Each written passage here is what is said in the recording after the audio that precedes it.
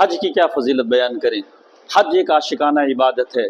حاجی دیوانہ بن کر حج کے ارکان کو مختلف مقدس مقامات پہ جا کر ان کو ادا کرنے کے لیے، اللہ کی رضا تلاش کرنے کے لیے مارا مارا پھرتا ہے۔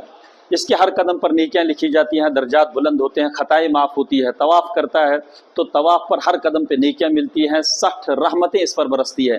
حرم میں نماز پڑھتا ہے تو الگ سے 40 رحمتیں اس پر برستی ہیں اور 1,00,000 نماز کا اس کو ثواب ملتا ہے۔ اور اسی طرح سے حرم کو دیکھتا رہتا ہے، خانہ کعبہ کو زیارت کرتا رہتا ہے تو 20 رحمتیں تو بھی اس پر ملتی ہے۔ یہ احرام پہن کر مینا، اس کے بعد 2 رکعت نماز پڑھ لیتا ہے تو بھی ایک غلام آزاد کرنے کا ثواب ملتا ہے اس کو۔ احرام پہن کے مینا چلا جاتا ہے تو رسول اللہ کی مبارک سنت جو ہے نا ادا ہو جاتی ہے۔ وہاں سے عرفات چلا جاتا ہے، عرفات میں وقوف کرتا ہے۔ اللہ تعالیٰ اس پر فخر کرتے ہیں، فرشتوں کے درمیان ناز کرتے ہیں اور رش کرتے ہیں کہ میرا عاشق بندہ دیکھو کس طرح سے میرے احکامات ادا کرنے کے لیے یہاں پر حاضر ہے، لبیک لبیک کی صدائیں لگا رہا ہے، اور اس کی ساری دعائیں قبول کی جاتی ہیں اور اس کی مغفرت کر دی جاتی ہے۔ عرفات سے مزدلفہ پہنچتا ہے تو مزدلفہ میں قیام کرتا ہے، اس کی دعائیں قبول ہوتی ہے۔ مزدلفہ کی رات حاجی کے لیے شب قدر سے بہتر قرار دی گئی۔ وہاں سے صبح اٹھ کر جمرات کی طرف روانہ ہوتا ہے، شیطان کو کنکری مارتا ہے، اللہ تعالیٰ اس کے ہلاک کر دینے والے گناہوں کو معاف کر دیتے ہیں اس عمل کی وجہ سے۔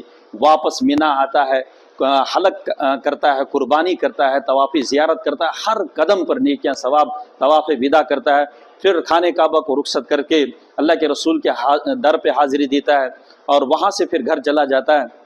گھر لوٹتا ہے، ایسا حدیث پاک میں فرمایا قرجع یوم ولدت امہ، جیسے ماں کی پیٹ سے ابھی پیدا ہوا، ایسا گناہوں سے صاف پاک ہو جاتا ہے۔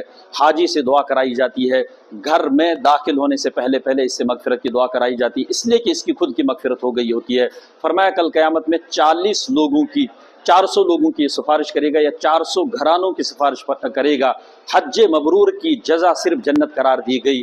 اس لیے دعا ہے کہ اللہ تعالی ہم سب کو حج مبرور نصیب فرمائے، اور جو حضرات تمنا رکھتے ہیں اللہ تعالیٰ غیبی اسباب پیدا فرما کر ان کو یہاں کی حاضری نصیب فرمائے اور ان کے حصے کا حج اللہ تعالیٰ ان کو عطا فرمائے۔